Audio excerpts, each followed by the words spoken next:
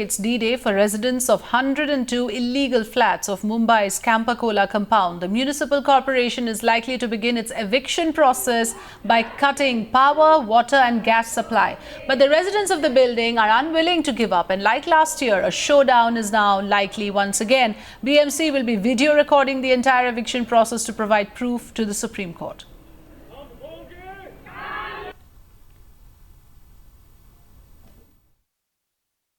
हमारे लिए नहीं, पूरा कैंपाकोला कंपाउंड के हर एक निवासी के लिए आज का दिन बहुत, इससे बुरा दिन किसी को भी, भगवान कभी किसी को ना दिखाए इतना बुरा। सबसे बड़ा सवाल आता है, आज आप घूम छोड़ गए, कहाँ जाएंगे?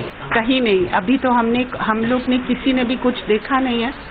नीचे जाएंगे, नीचे बैठेंगे। हर एक निवासी के लिए और स्पेशली जो इस कंपाउंड में बुजुर्ग लोग रहते हैं उनके लिए सबसे ज्यादा तकलीफ का दिन है, सबसे ज्यादा। ऐसे तो हर एक बच्चे और सबके लिए है, लेकिन जो हमारे बुजुर्ग हैं उनके लिए सबसे ज्यादा भगवान कभी किसी को ये दिन नहीं दिखाए।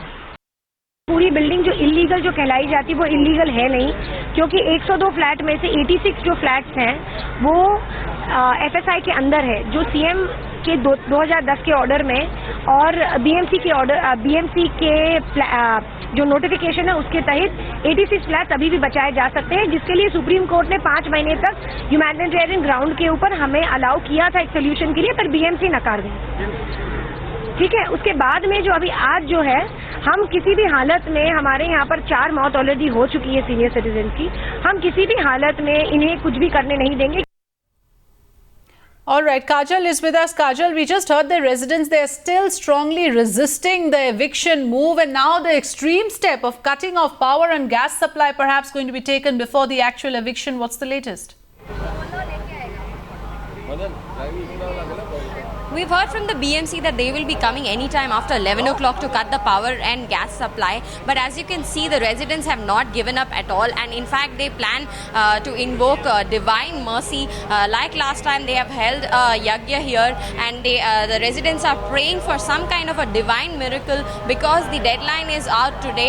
And the BMC says that once they get inside the compound, they will take 3 days to disconnect the gas and electricity supply. But what is interesting is that the residents of the building have actually barricaded the entire complex, and they have put huge locks on the gates, and they have decided that they will not allow the BMC officials to actually enter.